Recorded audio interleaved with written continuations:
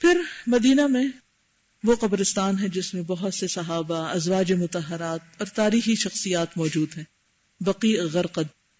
اب اس کے آس پاس ایک بہت زبردست قسم کی دیوار بنا دی گئی ہے، جالیاں وغیرہ ہیں.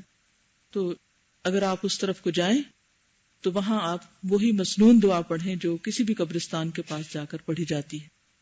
السلام علیکم اہل الدیار من المؤمنین والمسلمین وإنا ان شاء اللہ بکم للاحقون نسأل اللہ لنا ولکم العافیہ. اے اس گھر کے رہنے والے مومنوں اور مسلمانوں، تم پر سلامتی ہو، اور اگر اللہ نے چاہا تو ہم بھی تم سے آ ملنے والے ہیں. ہم اللہ سے اپنے اور تمہارے لیے عافیت کا سوال کرتے ہیں. دہرائیے، السلام علیکم اہل الدیار من المؤمنین والمسلمین وإنا إن شاء الله بكم للاحقون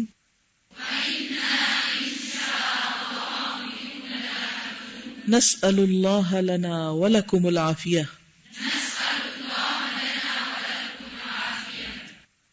یہ دعا اگر آپ یاد کر لیں تو قبرستان کے پاس سے آپ روز گزرتے ہیں، یا آپ اگر الہدا کی کسی کھڑکی سے بھی دیکھتے ہیں تو سامنے بعض اوقات قبرستان نظر آتا ہے، تو جب بھی آپ دیکھیں تو یہ دعا پڑھیں.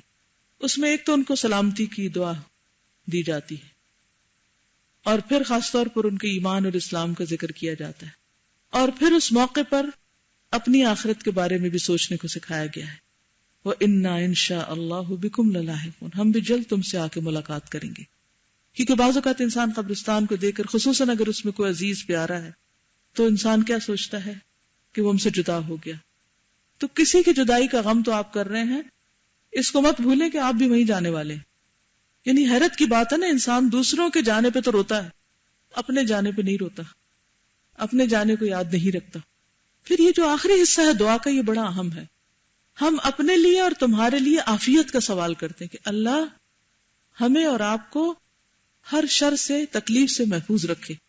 اتفاق کی بات ہے کہ آج صبح جس وقت میں آ رہی تھی تو قبرستان کے پاس سے میں گزر رہی تھی، تو میں سوچ رہی تھی کہ کتنی پلاننگ کے ساتھ یہ قبرستان بنایا گیا ہے، اتنی مضبوط دیوار ہے اس کی، قبروں کے اوپر بھی تختیاں لگی ہوئی ہیں، اور ایک بہت سیکیورڈ سا ایریا ہے جس میں یہ قبریں ہیں، اور آج ان کی کیئر بھی ہو رہی ہے، اور ان کے رشتہ دار بھی، کیونکہ نیا قبرستان ہے، ان کے رشتہ دار بھی ہوں گے، کوئی آتے ہوں گے، دیکھتے ہوں گے کہ قبر کا کیا حال ہے. میں سوچ رہی تھی کہ آج سے 500 سال بعد اس کا کیا حال ہوگا. کیا واقعی یہ قبرستان یہاں ایسے ہی ہوگا، یا اس پر بعد میں آنے والے لوگ جن کی ان قبروں کے ساتھ کوئی ایسوسیشن نہیں ہوگی، وہ آ کر ان پہ بلڈوزر چلا کے ان کے اوپر کوئی عمارتیں تعمیر کر دیں کہ اسلام آباد کی آبادی اتنی زیادہ بڑھ گئی، اب ہمیں جگہ چاہیے. کیونکہ عام طور پر کیا ہوتا ہے قبروں کے ساتھ، پتہ ہے نا آپ کو، جو قبرستان بہت پرانے ہو جاتے ہیں، بہت پرانے ہو جاتے ہیں، ان پر لوگ اسی طرح پھر عمارتیں تعمیر کرنے لگتے ہیں. خود مجھے بتایا کچھ لوگوں نے کہ اسلام آباد میں کئی پلازے تعمیر کرتے وقت جب گہری کھدائی کی گئی تو اندر سے باقاعدہ ہڈیاں اور لاشیں اور اس طرح کی چیزیں نکلی. اور ایک قبر کے بارے میں کسی نے بتایا کہ جب انہوں نے کھودا اس کو تو اس میں لاش بالکل صحیح سلامت تھی، اس شخص کی داڑھی کے بال تک جو تھے وہ انٹیکٹ تھے.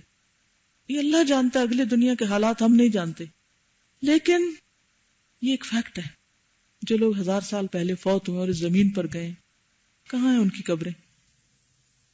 تو صرف اپنے لیے عافیت نہ مانگیں، ان کے لیے بھی عافیت مانگیں کہ وہ اپنی قبروں میں خیر و عافیت سے رہیں.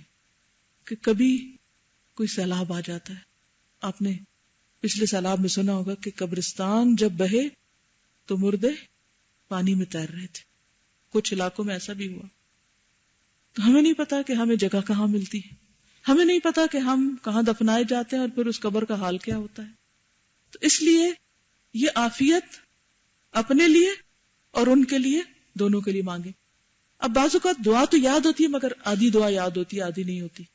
تو اگر یہ کتاب چند دن آپ اپنے بیگ میں زیادہ راہ رکھ لیں تو قبرستان کے پاس سے گزرتے ہوئے اسے دیکھ کے پڑھ لیں تو انشاءاللہ روز پڑھیں گے تو آپ کو یاد بھی ہو جائے گی. ایک اور چیز یاد رکھیں، جب ہم کسی کے لیے دعا کرتے ہیں نا تو وہ دعا ہمارے لیے بھی لکھ لی جاتی. ہم کسی کے فوت ہونے پر ان کی بخشش کی دعا کر رہے ہیں. ان کے لیے عافیت مانگ رہے ہیں. ہمیں اپنے لیے بھی چاہیے نا, ہم اپنے لیے بھی یہی پسند کریں گے. تو آج صبح ہی میں سوچ رہی تھی, اچھا جتنے لوگ ہیں یہاں, ہم بس کی قیامت کے دن اٹھیں گے, خصوصاً جب سے ڈاکٹر غازی اس قبرستان میں دفن ہوئے.